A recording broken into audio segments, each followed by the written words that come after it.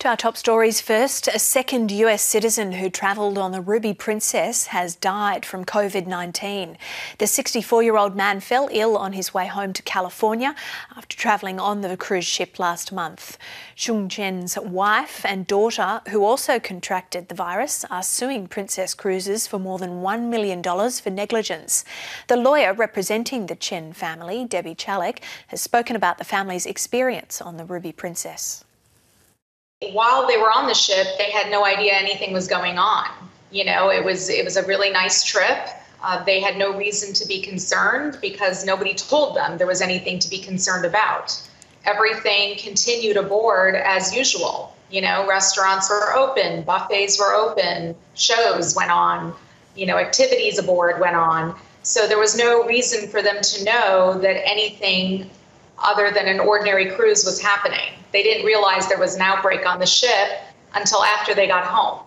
So, you know, they started to suspect something was a little odd when they were coming back early to Sydney, but they didn't know what the reason was for that. So the cruise itself, while they were on it, it was fine. An earlier cruise involving the Ruby Princess is also being investigated by police, but authorities say no known cases of COVID-19 have been linked to that trip. Almost 6,000 questionnaires have been sent to passengers as part of the investigation into the cruises. The cruise ship Artania is expected to leave Fremantle today. The ship has been docked in the West Australian port for weeks, with the state government saying it is directly responsible for 79 cases of coronavirus in WA.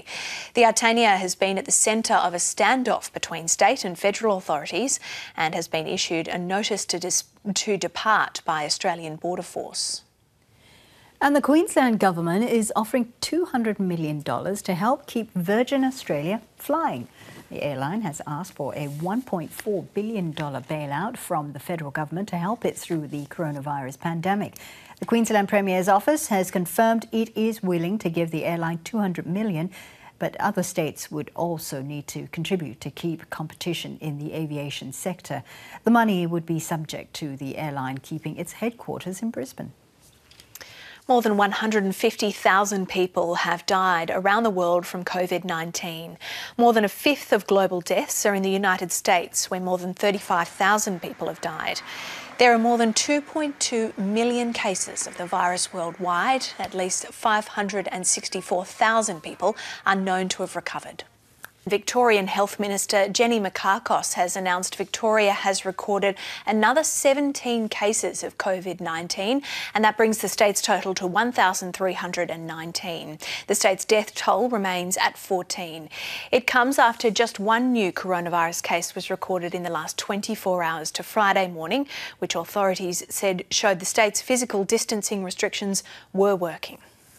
Now, the World Health Organization has defended China over accusations that the country has attempted to cover up its reporting of the coronavirus outbreak. Officials in the city of Wuhan, where the global pandemic began, yesterday reported an increase of 50% in coronavirus fatalities, taking the death count to 3,869. New numbers that were reported overnight from China, which added an additional 325 cases and 1,290 deaths from Wuhan. And this was done in an attempt to leave no case undocumented. What we understand is that they've used an existing law of statistics to find these cases. And what they did is they reviewed different databases. Indonesia has surpassed the Philippines to become the country with the most COVID-19 cases in Southeast Asia. A further 407 cases were detected in the last day, taking the country's total to just below 6,000. Indonesia has carried out 42,000 tests among the population of more than 267 million, meaning the full extent of the spread is unknown. Swedish officials have defended the country's response to the COVID-19 pandemic, arguing that it is a myth that life in Sweden has continued as usual. Sweden, where schools, restaurants and shopping centres remain open, has been under intense international scrutiny for its approach to dealing with the pandemic. Sweden shares the same goals regarding the COVID-19 outbreak as all other countries, to save life and protect public health. It is a myth that life goes on as normal in Sweden. Many people stay at home and have stopped traveling. Many businesses are collapsing. With cities around the world in lockdown, we've heard many reports of wildlife reclaiming urban areas. In Lebanon, flocks of migratory birds have returned to the capital, Beirut, with storks, pelicans and herons flying along the city's waterfront. And in the countryside, residents say they're seeing golden jackals and tree frogs close to home. Isn't it funny how nature, it doesn't take long, does it, for it to have this fresh air and just come out and enjoy it. And reclaim their natural land. Yeah, it is.